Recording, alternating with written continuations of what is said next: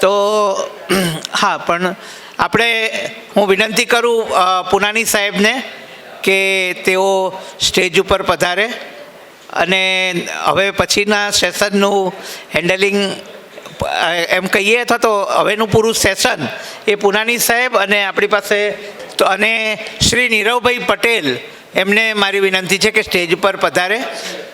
CA છે, chartered accountant Shri છે, અને હવે જે વિષય આપણે જે ચર્ચવાના છીએ એ બહુ જ અગત્યનો વિષય છે. ટ્રસ્ટી તરીકેની આપણી જવાબદારી અને અનિવાર્યપણે કરવી પડે એવી કાર્યવાહી કે જેના માટે મિત્રો આ વિષય ખૂબ જ અગત્યનો છે ને આપણી ઘણી બધી બ્રાન્ચો આને જાણે અજાણે ઇગ્નોર કરતી હોય છે અને પછી જ્યારે પ્રશ્ન ઊભા થાય ત્યારે પ્રશ્નનું હલ કરવાનું બહુ અઘરું થાય છે. એટલે આ સેશન આપણે સૌ બહુ જ સરસ આપણને બંને તજજ્ઞો એટલે એવા તજજ્ઞો કે જેને એમ કે ક્લિયર પેલું 24 કેરેટનું સોનું એવા બે ગોલ્ડન આપણને આમાં તજજ્ઞો મળ્યા છે, પુનાની સાહેબ અને શ્રી પટેલ સાહેબ. તો હું એમને વિનંતી કરું કે પુનાની સાહેબને કે આ સેશનને શરૂ કરે અને પછી નીરવભાઈ સાહેબને પણ સાંભળીએ. હવે આપણે ત્રીજું સેશન શરૂ કરીએ છીએ. ત્રીજા સેશનમાં પુનાની સાહેબ વિગતવાર માહિતી આપશે, પરંતુ જે વક્તા છે એ ચાર્ટર્ડ એકાઉન્ટન્ટ છે નીરવભાઈ પટેલ. ભાવનગર અમારી સંસ્થામાં ઓડિટર તરીકે કામ કરે છે, તેમજ ભાવનગરની ઘણી સંસ્થાઓમાં તેઓ ઓડિટ કરે છે. એવા શ્રી નીરવભાઈ પટેલ. અમે છે ને એના પાછળ વિશેષ કારણ છે. અત્યારે બી બે જણા પાછળ છે, આગળ આવી જાય તો કારણ છે આપણી બધા વચ્ચે દૂરી બહુ વધારે છે. આપણે અલગ અલગ જગ્યા વિખરાઈ ગયેલા છીએ. આપણે ભેગા તો થવું જ પડશે. સ્વાર્થી એ ચર્ચા કરીએ છીએ કે આપણે ભેગા કેવી રીતે થાય. કાયદામાં જવું હોય, કેસ કરવું હોય, લડત આપવી હોય, એડવોકેસી કરવું હોય, લાભુભાઈ સાથે જવું હોય, ઇલેક્શન લડવું હોય, કન્વેન્સિંગ કરવી હોય, આ બધામાં ભેગા તો થવું પડે ને. જે આપણે અલગ અલગ છૂટાછવાયા રહીશું જે છીએ, મને કહેતા કોઈ સંકોચ નથી. જ્યાં સુધી આપણે as a comprehensive group as a ભેગા થઈને એકમત થઈને એક અવાજથી એક સાથે બધું નહીં કરીએ કંઈ થવાનું નથી. આજને ડેમોક્રેટિક યુગમાં, છોટું છે ડેમોક્રેટિક યુગમાં આપણી સામૂહિક અવાજની બહુ અગત્યની જરૂર છે. આપણે ગમે તે રીતે ભેગા થવું પડશે. એને આગળ લાવજો ફ્રન્ટ રોમાં. આગળ ખુરશી ખાલી હોય ને પાછળ લોકો બેઠા હોય એવું ના ચાલે. આપણે લીડ લેવાની છે, આગળ આવવાનું છે, ફ્રન્ટમાં બેસવાનું છે, આપણે બધા ભેગા થવાનું છે. હા કે ના? ચલો, વેરી ગુડ. જે ઊંઘતા હતા જાગી ગયા અને જે જાગતા હતા એ વધારે સજાગ થઈ ગયા. તારકભાઈ પર આગળ આવવાનું છે, ફ્રન્ટ રોમાં જગ્યા છે, ત્યાં નથી બેસવાનું. તમે બે જણ આગળ આવી જાઓ પ્લીઝ. બે જણ આવી જાઓ તો મારા કોન્સેપ્ટ પૂરો થઈ જાય. આવી જાય. બી ધ ગુડ પાર્ટિસિપન્ટ્સ. ચલો, અહીંયા 3 ખુરશીઓ ખાલી છે. સારી ના લાગે 3 આગળની ખુરશી ખાલી હોય ને એમાં આપણને મજા ના આવે વક્તાને. જેટી તો આગળ છે. Very good. એકચ્યુઅલી વોલેન્ટિયરમાં બધી ખાલી ખુરશીઓ હટાવી જ દઈએ, જોઈએ જ નહીં ખાલી ખુરશીઓ. રાઈટ. ચલો મિત્રો, નેક્સ્ટ સેશન પહેલાં નીરવભાઈ આપને પૂરી માહિતી આપશે. નીરવભાઈની માહિતી જેમ પૂરી થાય, નો લેક્ચર, આપણે ચર્ચા કરવાની છે, બધા બોલવાનું છે, આપણે વાતો કરવાની છે. તૈયારી છે કે તમે બધા બહુ જાણકાર છો, બધા સજાગ છો? હિમાંશુભાઈને સાંભળે ને, wealth of knowledge. Labhubhai, wealth of knowledge. બધામાં જ્ઞાન તો છે, પણ જ્ઞાન આપણે બીજા સાથે શેર કરીને આપણે જ્ઞાનને બધું એક ભંડાર ભેગું કરવાનું છે અને એને એક સાથે વેચીને એનો ઉપયોગ કરવાનું છે. એ કરવું હોય તો ચર્ચા કરવી પડે. ખાલી બોલવાથી, વાતો કરવાથી કંઈ નહીં થાય. આપણે એકબીજાને સાંભળવું પડે. આપણે નીરવભાઈને સાંભળીએ. નીરવભાઈ આપની બિરાદરીમાં નવા છે, પહેલી વાર આવા ફંક્શનમાં આવ્યા છે, પણ અમદાવાદથી જાણકાર છે. વિજય 4 રસ્તા પાસે, રસરંજન પાસે એમનું ટ્રેનિંગ સેન્ટર હતું, તો થોડું જાણે છે. નીરવભાઈ આવી જાઓ. અત્રે ઉપસ્થિત national association for the blind Gujarat પરિવારના સભ્યો, ઉપસ્થિત મહેમાનોને મારા સાદર પ્રણામ. આજનું મારું સેશન થોડુંક એવું જ છે કે તમે જમીને આવ્યા હો અને ઊંઘ આવતી હોય તો મારે એવું કહેવાય કે ચેન છે અગર સોના હે તો જાગ જાઓ. કારણ કે ટ્રસ્ટીઓ જે છે એની લાયાબિલિટીઝ છે, એટલે આને તમે પોઝિટિવ સેન્સમાં લેજો. કારણ કે મને તો જે લોની મેટર છે એ હું ડ્રાફ્ટ કરીને આવ્યો છું, પણ તમે આને પોઝિટિવ સેન્સમાં લેજો. અને આપણે એક ગુજરાતીમાં કહેવત છે ને કે ધર્મ કરતાં ધાડ પડી, એમ તમે કંઈક સારું કરવા જાઓ પણ તમે અનાયાસે અજાણતા કંઈ ભૂલ થઈ જાય તો એમાં પણ તમારી જવાબદારી આવી જાય છે. બરાબર. તો આજનો મારો ટોપિક કંઈક એવો જ છે કે ટ્રસ્ટીઓની જવાબદારી. હું આગળ વાત કરું. Liability for breach of trust. ટ્રસ્ટને અહીંયા બ્રોડ મિનિંગમાં આપણે લેશું કે જ્યાં ટ્રસ્ટી ટ્રસ્ટનો ભંગ કરે છે ત્યારે તે ટ્રસ્ટ મિલકતને અથવા લાભાર્થી દ્વારા જે નુકસાન થયું છે તેને પૂરા કરવા માટે જવાબદાર છે. સિવાય કે લાભાર્થી છેતરપિંડી અને જબરદસ્તી કરીને ટ્રસ્ટીને ભંગ કરવા માટે પ્રેરિત કર્યા હોય અથવા લાભાર્થી સમક્ષ હોવાને કારણે અથવા સક્ષમ હોવાને કારણે કોઈ કોન્ટ્રાક્ટ સાઇન કરાવે, આવા કેસમાં એની જવાબદારી ન બની શકે. અધરવાઇઝ જો ટ્રસ્ટી જે છે એ પર્સનલી લાયેબલ થાય છે. હું તમને આને સિમ્પલી એક એક્ઝામ્પલ 1-2 લાવ્યો છું, એમાં દર્શાવું તો ટ્રસ્ટી અયોગ્ય રીતે ટ્રસ્ટ મિલકતને સાચવતું નથી અને પરિણામે તે ખોવાઈ જાય છે અથવા તો ડિસમેન્ટલ થાય છે. તે ખોવાયેલી મિલકત માટે પણ ટ્રસ્ટી જવાબદાર બને છે. આનું એક ઉદાહરણ તમને આપું કે સપોઝ કોઈ મેડિકલ ઇક્વિપમેન્ટ છે, એ મેડિકલ ઇક્વિપમેન્ટ ઘણા સમયથી અનયુઝ અને આઉટસાઇડ એરિયામાં પડેલું છે. હવે એ છે એ કોઈ પણ કારણોસર રિઝનેબલ પીરિયડ સિવાય 2 વર્ષ 3 વર્ષથી પડ્યું છે, રિઝનેબલ પીરિયડથી વધારે એ માનલો ચોરાઈ જાય છે, તો એના માટે ટ્રસ્ટ નહીં પણ ટ્રસ્ટીઓ પર્સનલી લાયેબલ થાય છે. એટલે એક આ આપણે ધ્યાન રાખવું. પછી બીજો એક એક્ઝામ્પલ તમને આપું કે એક ટ્રસ્ટમાં બી ટ્રસ્ટીને, આમાં ટ્રસ્ટીઓ જવાબદારી સોંપતા હોય છે કે ભાઈ આ કામ છે એ પર્ટિક્યુલર આ ટ્રસ્ટીઓને કરવું. એમાં એક બી ટ્રસ્ટીને ઘર કે કોઈ બિલ્ડિંગ એ વેચી અને ટ્રસ્ટની કોઈ લાયબિલિટી ઊભી છે કે સી વ્યક્તિ પ્રત્યેની, એ ચૂકવવા માટે કહેવામાં આવે. બરાબર.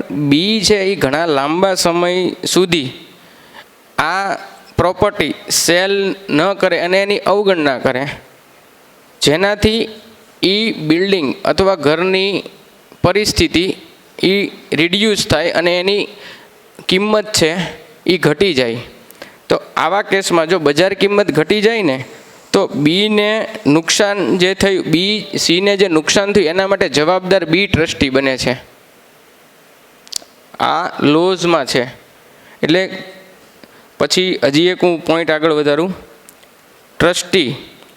ટ્રસ્ટ મનીનું રોકાણ કરવા અથવા લાભાર્થીને ચૂકવવામાં ગેરવ્યાજબી વિલંબ માટે પણ દોષિત થાય છે.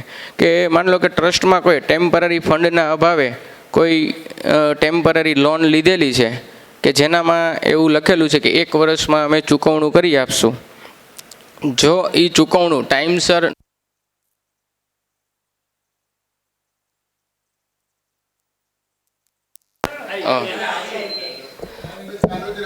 હા, તો એ જે ટ્રસ્ટીને ચૂકવવામાં વિલંબ થાય છે ટ્રસ્ટને, તો એના માટે ટ્રસ્ટ નહીં પરંતુ એના માટે પણ ટ્રસ્ટીઓ છે ને વ્યાજ ચૂકવવા માટે જવાબદાર છે. વિલંબના સમય સુધીનું વ્યાજ ચૂકવવા માટે ટ્રસ્ટીઓ પણ પર્સનલી લાયેબલ થાય છે.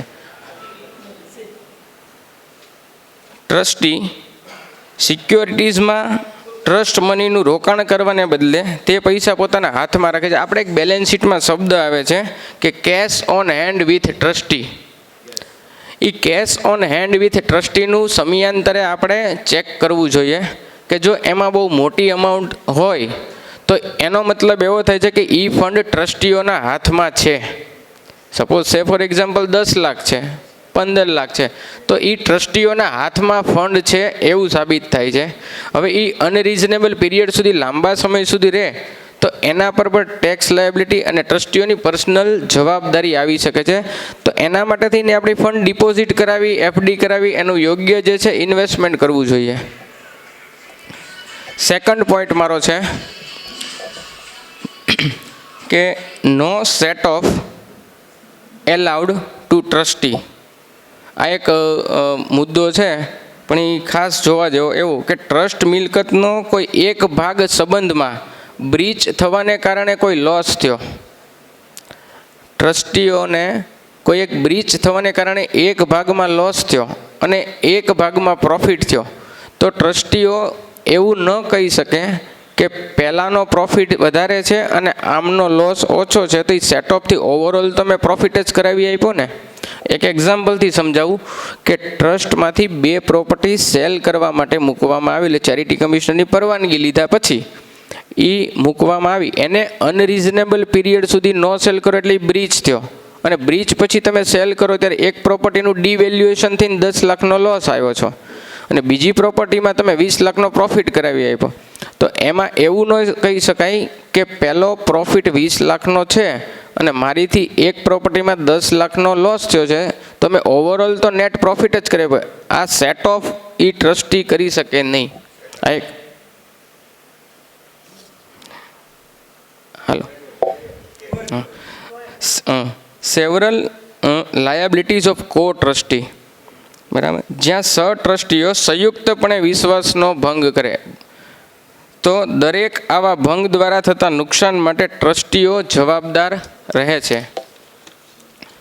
પરંતુ જો કોઈ ટ્રસ્ટી બીજા કરતાં ઓછા દોષિત, હવે ઓછા દોષિત છે ને એનું કોઈ લોઝમાં કાંઈ ડિફિનેશન નથી કે ઓછા એટલે કેવી રીતના ડિફાઇન કરવું, પણ ઓછા દોષિત હોય અને નુકસાનનું વળતર આપવું પડ્યું હોય અને તે પૂરતું ન હોય, તો તેના કાનૂની પ્રતિનિધિ પાસેથી તેની રહેલી સંપત્તિની હદ સુધી ફરજ પાડી શકાય છે. અને જો બધા સમાન રીતે દોષિત હોય તો કોઈ એક અથવા વધુ ટ્રસ્ટીઓ કે જેમણે ખોટ પાછી આપવી પડી હોય તે અન્ય લોકોને ફાળો આપવા માટે પ્રેશર પણ કરી શકે છે. કે સંયુક્ત રીતે ઇન્વોલ્વ હોય કોઈ એક્ટિવિટીઝમાં, તો એમાં કોઈ લોસ થયો હોય તો અત્યારે એક વ્યક્તિ છે એ ભરણું કરી દે, તો જે ભરણું નથી કરતા એમની પાસે જે ભરણું કરે છે તે ટ્રસ્ટી ડિમાન્ડ કરી શકે પર્સનલી. ઇન્ડેમનિટીઝ ઓફ ટ્રસ્ટી, આ જોગવાઈને આધીન ટ્રસ્ટીઓ માત્ર એવા નાણાં, સ્ટોક્સ, ફંડ્સ અને સિક્યુરિટી માટે જવાબદાર રહેશે કે તેઓ ખરેખર જે ટ્રસ્ટમાં મેળવે છે. ખાસ શબ્દ છે, માઇનોર અને થીન ડિફરન્સ છે કે જે મેળવે છે. તમે કોઈ નાણાં, સ્ટોક્સ, ફંડ્સ કે સિક્યુરિટીઝ જે મેળવો છો એનો પ્રોપર યુટિલાઇઝેશન ન થાય તો જવાબદારી બને છે ટ્રસ્ટીઓની. પણ કોઈ પણ બેન્કર, બ્રોકર અથવા અન્ય કોઈ વ્યક્તિ કે જેના હાથમાં કોઈ ટ્રસ્ટ મિલકત મૂકવામાં આવે ટ્રસ્ટ દ્વારા, સમજાય છે કે મૂકવામાં આવે, પહેલી વસ્તુ મળે છે એનો યુટિલાઇઝેશન પ્રોપર ન થાય તો જ ટ્રસ્ટીઓની લાયબિલિટી થશે. પણ એ મળેલી વસ્તુ કોઈ પ્રોપર જગ્યાએ, માન લો કે બ્રોકર અથવા અન્ય કોઈ વ્યક્તિ કે જેના હાથમાં કોઈ ટ્રસ્ટની મિલકત મૂકવામાં આવી છે, અથવા કોઈ પણ સ્ટોક, ભંડોળ અથવા સિક્યુરિટીની અપૂર્ણતા અથવા ઉણપ માટે અથવા અન્ય અનૈચ્છિક નુકસાન માટે તેઓ જવાબદાર નથી. તમે માન લો કે કોઈ ઇન્વેસ્ટમેન્ટ કર્યું છે ફંડનું, એ ઇન્વેસ્ટમેન્ટ જે એ બેડ જાય છે, તો એ બેડ જાય એના માટે આપણી કોઈ જવાબદારી નથી. It's depend on third party. We are not responsible and liable for that. પણ જે આપણને મળે છે એનો પ્રોપર યુટિલાઇઝેશન માટે તો કે યસ, એની માટે ટ્રસ્ટીઓ લાયબલ છે. Non liability for predecessors default. આપણે પ્રીડિસીઝર એટલે ગુજરાતીમાં પુરોગામી કહી શકીએ કે પુરોગામી ટ્રસ્ટીઓના કાર્યો, એટલે અગાઉ જે ટ્રસ્ટીઓ એના કાર્યો અથવા એની ખામીઓ માટે અત્યારના એક્ઝિસ્ટિંગ ટ્રસ્ટી જવાબદાર નથી રહેતા. Non liability for co trustees default, આ એક પોઈન્ટ છે નોન લાયબિલિટી, કે non liability for co trustees default. એક ટ્રસ્ટી તેના સહ ટ્રસ્ટી દ્વારા કરવામાં આવેલા વિશ્વાસભંગ માટે જવાબદાર નથી. આ એક જ લાઈન પછી છે ને વધારામાં એવું જ પરંતુ કરીને બહુ લાંબી વસ્તુ છે, એટલે ખાસ આ પોઈન્ટ એટલા માટે લેવો કે આમાં એવું આવે છે કે પરંતુ ટ્રસ્ટ ડીડમાં સ્પષ્ટતાની જોગવાઈના અભાવે ટ્રસ્ટીઓ એટલા જ જવાબદાર બને છે. એમાં આપણે જેમ કે જોઈએ તો ટ્રસ્ટીને ટ્રસ્ટ મિલકત પરચેસ કરવાની મંજૂરી આપે છે. આપણે કોઈ ટ્રસ્ટીને મિલકત કરવાની મંજૂરી આપીએ છીએ, આખું બોર્ડ છે ટ્રસ્ટી બોર્ડ એ આપે છે. હવે ત્યારે ખાસ કરીને પરચેસ એસેટ થઈ જાય એ વખતે તેની સાથેના ટ્રસ્ટીના વ્યવહાર અંગે યોગ્ય તપાસ કરવામાં જો નિષ્ફળ કોઈ ટ્રસ્ટીગણ જાય ને તો પણ એની જવાબદારી બને છે ટ્રસ્ટી. એટલે ખાસ કરીને એવું કે આપણે કોઈને જવાબદારી સોંપીએ તો એ પરચેસ થાય છે તેના પ્રોપર કોટેશન લેવામાં આવે છે, એની પ્રોપર જે આખી ચેન છે એ ફોલો કરવામાં આવે છે. એ એક ખાસ આપણે ધ્યાન દેવું જોઈએ. એકવાર એને જવાબદારી આપી દીધી ત્યારથી પૂરું નથી, જવાબદારી સાથે આપણે એનું અવલોકન પણ કરવું પડશે. ટ્રસ્ટી દ્વારા પ્રતિબદ્ધ અથવા હેતુપૂર્વક કરાયેલા વિશ્વાસભંગની જાણ જે છે એ અન્ય ટ્રસ્ટીઓને થાય છતાંય ચૂપ આંખ ખાડા કાન રાખો તો પણ લાયબિલિટી ક્રિએટ થાય છે. ન ખબર હોય, ગુડ ફેઇથમાં હોય ત્યાં સુધી વાંધો નથી, પણ એ ઓનર્સ ઓફ પ્રૂફ જે છે એ સાબિત કરવાનું આપણી માથે રહે છે. આમાં એક સાઈડમાં એક વધારાનો પોઈન્ટ એટલા માટે લઉં છું કે હમણાં આની ઉપર લેક્ચર છે વધારે ચાલે છે. ખાસ છે ને 12AA અને 80G ઘણા ટ્રસ્ટના બહુ મોટા પાયે રિજેક્ટ થતા હોય છે, હમણાં એવું બને છે. એમાં એનું ખાસ એક ટ્રસ્ટનો હાર્ટ કહી શકાય ને એવું હમણાં આગળ સાહેબે વાત કરી હતી કે ઓબ્જેક્ટ જે છે ને ઓબ્જેક્ટ ક્લોઝ એ ખાસ જોવો જોઈએ. જે એક્ઝિસ્ટિંગ ટ્રસ્ટમાં અથવા તમે નવા ટ્રસ્ટમાં કોઈ જ્યારે ટ્રસ્ટી થવા જઈ રહ્યા છો ત્યારે ઓબ્જેક્ટ ક્લોઝ જે છે ને એ ખાસ ધ્યાન દઈને જોવો જોઈએ. એટલા માટે કે હવે છે ને અનપ્રોફેશનલ વ્યક્તિ જે છે ને એ ડ્રાફ્ટિંગ કરી નાખે એટલે કોપી પેસ્ટ થઈ જાય છે. એટલે આપણો હેતુ કંઈક અલગ હોય, ઓબ્જેક્ટ ક્લોઝમાં કંઈક અલગ હોય. અને ખાસ કરીને અગાઉ સાહેબે કીધું એમ કે આપણે CSR ફંડ જ્યારે લેવા જઈએ ને ત્યારે એમાં સ્પેસિફિકલી આપણે ઓબ્જેક્ટ ક્લોઝમાં હું એવું પણ મેન્શન કરાવું છું કે CSR ફંડ માટે 32 એની 32 એક્ટિવિટીઝ છે. તો આપણે એક નાનકડી લાઈન ઓબ્જેક્ટ ક્લોઝમાં મૂકી શકાય કે CSR ફંડ માટે જે એક્ટિવિટીઝ નિર્ધારિત કરેલ છે તે અમારું ટ્રસ્ટ લઈ શકશે, જેથી કરીને CSR ફંડ આપતી કંપની જે છે એ આવા ઓબ્જેક્ટ ક્લોઝમાં આ મુદ્દાનો ઉલ્લેખ એને જરૂરિયાત હોય છે. ઘણા ટ્રસ્ટમાં આ ક્લોઝના કારણે પણ CSR ફંડ નથી મળતું હોયતું.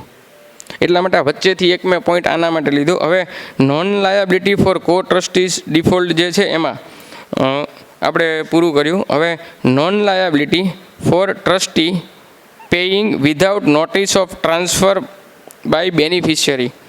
જ્યારે કોઈ પણ લાભાર્થીનું હિત અન્ય વ્યક્તિનું હિત થઈ જાય, કોઈ પણ લાભાર્થીનું હિત અન્ય વ્યક્તિનું હિત થઈ જાય અને ટ્રસ્ટી ટ્રાન્સફર નોટિસ વિના તે વ્યક્તિને ટ્રસ્ટ મિલકત ચૂકવે અથવા પહોંચાડે તો ટ્રસ્ટી તેના માટે જવાબદાર નથી. આ નોન લાયબિલિટી છે. એટલે હું તમને એક ઉદાહરણ દ્વારા સમજાવું કે ટ્રસ્ટમાં કોઈ લોન બાકી હોય આપણે ચૂકવવાની, સપોઝ 10 લાખ રૂપિયા. હવે એ વ્યક્તિએ બેંકમાંથી પણ કોઈ લોન લીધેલી છે અને બેંકની લાયબિલિટી છે 10 લાખ રૂપિયા. હવે એ વ્યક્તિ એ નાદાર થઈ જાય તો બેંક આપણને જાણ કરે કે આ વ્યક્તિને તમારે પૈસા ચૂકવવાના છે, તેના બદલે આ પૈસા ડિરેક્ટલી તમે મને આપો, તો એ કેસમાં આપણે લાભાર્થીના કોઈ પરમિશનની કે કોઈ નોટિસની રિક્વાયરમેન્ટ રહેતી નથી. એ નોટિસ વગર પણ તમે ફંડ જે છે એ બેંકને ચૂકવી શકો છો, કારણ કે એના એ અન્ય વ્યક્તિનું હિત, અન્ય વ્યક્તિમાં બેંક આવી જાય છે, એમનું હિત થઈ જાય છે. Thank you very much. મને પહેલાં એક હવે ઓફ ધી સ્પીચ વાત કરું. મને થોડું એવું થયું કે આપણે અમારા યંગ જનરેશનમાં એવું છે કે 50-55 વર્ષે અમે થોડાક રિટાયર થઈ જશું અને વહેલી રિટાયરમેન્ટ કરીને હવે ફંડ છે ને એ વાપરશું છે ભેગું કરી.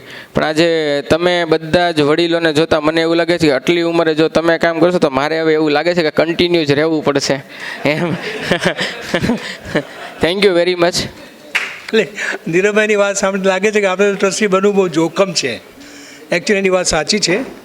આપણે ટ્રસ્ટી શોખથી બની જતા હોઈએ છીએ, પણ ટ્રસ્ટી બનવાથી તમારી જવાબદારી શું ઊભી થાય છે કે તમે ટ્રસ્ટના કરતા ધરતા છો, તમે ટ્રસ્ટના સારા સંચાલન માટે બંધાયેલા છો, એમાં કોઈ છૂટછાટ નથી. અને આ જે બધા કાયદા છે ખરેખર એક જ એમાં નીરવભાઈ એસ્કેપ છે કે જે તમે ગુડ ફેથમાં અને સારી દાનતથી અને સારી સૂઝથી કામ કરો તો એસ્કેપ મળતું હોય છે. પણ તમારી જે દાનત જ ખરાબ છે, તમે ટ્રસ્ટને નુકસાન જ પહોંચાડો છો, આ બધી રિકવરી કરી શકાય છે. ખાલી એમાં એક સુર પુરાવા માગું છું. જ્યારે આપણે બેંક એકાઉન્ટ ખોલાવીએ છીએ અથવા બેંક પાસેથી લોન લઈએ છીએ અથવા KYC કરીએ છીએ, એમાં તમારે ડોક્યુમેન્ટ સાઇન કરવાના હોય છે 6-7 પાનાના. મારે આજે તમે ફ્રેન્કલી કહો, અહીંયા બેઠેલામાંથી કોને કોને ડોક્યુમેન્ટ વાંચ્યા છે? કોઈ નથી વાંચ્યા? પ્લીઝ ફોર ગોડ સેક એકવાર વાંચી લેજો. તમે એકવાર વાંચશો ને ખબર પડશે કે મોટા ભાગની વાતો જે નીરવભાઈ કહી છે, આપણે સાઇન કરીએ છીએ, સાઇન કરીને અન્ડરટેકિંગ આપીએ છીએ કે જે કાલે કોઈ નુકસાન થશે, ટ્રસ્ટ ભરપાઈ ના કરી શકે, બેંક ટ્રસ્ટીના પર્સનલ પ્રોપર્ટીમાંથી, પર્સનલ મિલકતમાંથી રિકવર કરી શકે છે, એ આપને પોતે સાઇન કરીને આપીએ છીએ. પછી આપણે એવું ન કહી શકીએ અરે મને ક્યાં ખબર હતી કે મારે તો સાઇન થઈ ગયા, મારે તો હા કરી આપી, એવું ના ચાલે. ઓકે નીરવભાઈ, હાજી તો કંઈ સવાલ નથી ને, તો ક્યાં સવાલ છે? તો કોઈ ક્વેશ્ચન છે નહીં. એ તો જ્યારે દેવું થાય અથવા તમારે નુકસાની થાય અથવા માન લો કે ટ્રસ્ટની મિલકત સળગી ગઈ તો ટ્રસ્ટ ક્યાંથી પે કરવાની છે ત્યારે, અથવા એ ડિસ્ટ્રોય થઈ ગઈ અથવા ભૂકંપ આવી ગયા અને બચાવની સંસ્થા પડી ગઈ તો એ આપણે ક્યાંથી ભરપાઈ કરવાની છે? તે સ્થિતિમાં આપણે ટ્રસ્ટી છીએ. ટ્રસ્ટી મીન્સ આપણે જવાબદાર છીએ. કાયદો બહુ કડક છે, પણ એક જ નીરવભાઈ, અમારા બધા લોકો થોડા ગભરાઈ ગયા છે અને થોડા પાછા લાવવા પડશે. ખાલી આપણે અત્યારે મુદ્દાની વાત કરીએ. આપ નીરવભાઈને કોઈ પ્રશ્ન તો પૂછી શકશો ઓપન સેશનમાં, પણ મારે તમારે પાસે સવાલ પૂછવાના છે. મેં જે વાત કરી નો લેક્ચર, ખાલી ચર્ચા વિચારના. હું સવાલ પૂછતા જઈશ, તમારે જવાબ આપતા જવાનું છે, એના પર આપણે ચર્ચા કરીશું. સવાલ નંબર 1.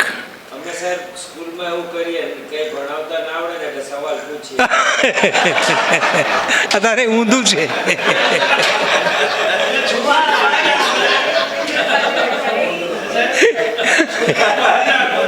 યુસુફભાઈ ઊભા થાવ, એક મિનિટ ઊભા થાવ, અહીંયા આવો. મારે હાથમાં જો કેટલા પાના છે.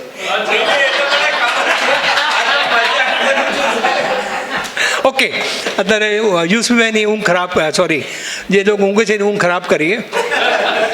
જેઠીભાઈ એક મિનિટ આવશો અહીંયા, તમારું કામ છે. You are charity expert. Okay okay, તારે હું જે સવાલ પૂછતા જાઉં એની પાછળ કારણ છે.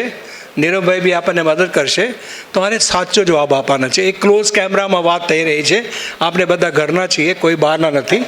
અમે ખાલી તમારી જે જવાબદારી છે એ સમજવા માંગીએ છીએ. સૌથી અગત્યનું, તમારી સંસ્થાનું લેટેસ્ટ PTR કોને લીધેલું છે?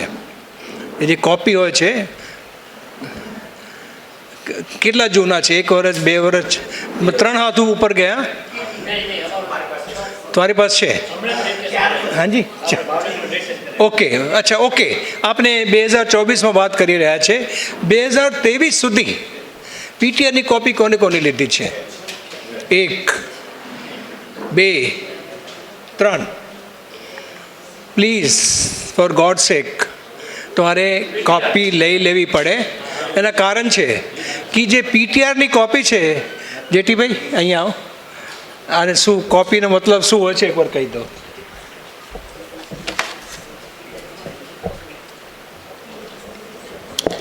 PTRની કેટલાકે કહ્યું કે મેં 22 સુધી લીધું, 23નું લીધું, પણ PTRની કોપી તો તમને મળી ગઈ, પણ ટ્રસ્ટીની જે છેલ્લી બંધારણ તમે કર્યું, કોઈ ચેન્જ રિપોર્ટ કર્યા હોય, એ બધા ચેન્જ રિપોર્ટ તમે ત્યાં રજૂ કર્યા હોય અને ઘરે જઈને સૂઈ ગયા હોય કે મેં તો કર્યું છે, એ એ પીટીઆરની કોપીમાં એ ચેન્જ રિપોર્ટ થયેલાની રજૂઆત આવેલી છે કે નથી આવેલી ચેરિટી કમિશનરમાં એ મહત્ત્વની જરૂરી છે. પીટીઆરની કોપી મહત્ત્વની નથી. છેલ્લે સુધી જેટલા પીટીઆર તમે ચેન્જ રિપોર્ટ કરાયા હોય, કોઈ મિલકત ઉમેરી ગઈ હોય, મિલકત બાદ કરી હોય, ટ્રસ્ટી મંડળ મરી ગયા હોય, જીવતા રહ્યા હોય, એડ કર્યા હોય, બધું એની લેટેસ્ટ રજૂઆત થયેલું પીટીઆરની સર્ટિફાઈડ નકલ હોય એનું નામ પીટીઆર.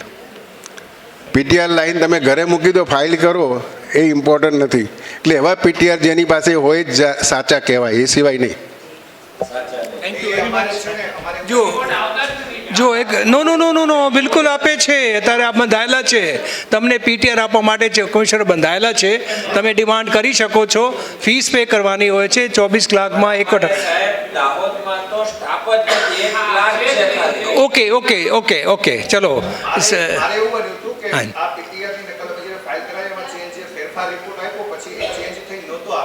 હા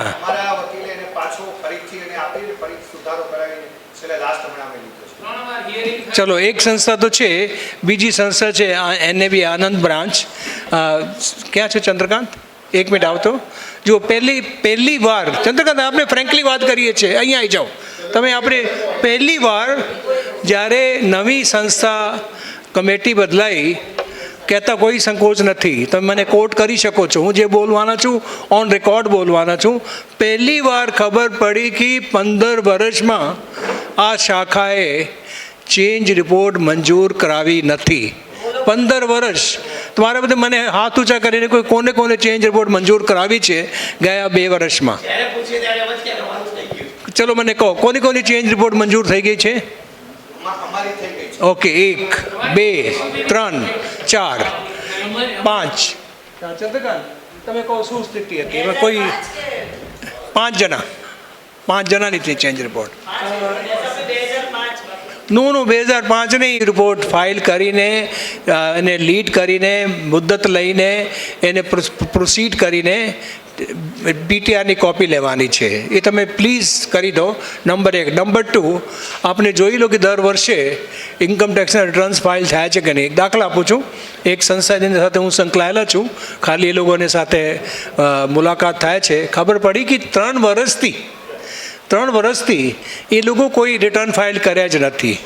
ચોથા વર્ષે જ્યારે એને એટીજી લેવા ગયા, ઇન્કમટેક્સવાળાએ નોટિસ આપી દીધી કે તમે એટીજી લેવા ક્યાંથી આવ્યા છો? અમારી પાસે કોઈ રેકોર્ડ જ નથી, તમે કે ઓડિટ રિપોર્ટ નથી આપ્યા. તો એના સામે પ્રોસિક્યુશન શરૂ થયા કે તમે 3 વર્ષથી રિપોર્ટ ફાઇલ નથી કર્યા. અને દુઃખની વાત એ છે એની નીલ રિપોર્ટ હતી, ખાલી એ લોકો સંસ્થા ચલાવતા નહીં હતા. એને સોલ્વ કરવા માટે એને કેટલી મુશ્કેલ પડી મને ખબર છે. એ કહે કે 3 વર્ષ સુધી તમે ફાઇલ નથી કર્યા. જેમ ચંદ્રકાંતભાઈ કહે, તમે લેખિતમાં માફી માંગો, પેનલ્ટી પે કરો, તમે કારણ દર્શાવો, બધું સોલ્વ કરો, પછી એટીજીની અરજી આગળ વધે. પછી લોકોને કેવી રીતે મેનેજ કર્યા ભગવાન જાણે, પણ દેવર ઇન બિગ ટ્રબલ. તો નંબર 2, આપને ઇન્કમ કરી શકે definitely. It's a criminal offence. એને તમને પ્રોસિક્યુટ બી કરી શકે છે. બિકોઝ એવા હું પછી આવીશ કે પ્રોપર્ટીની વેલ્યુ શું છે.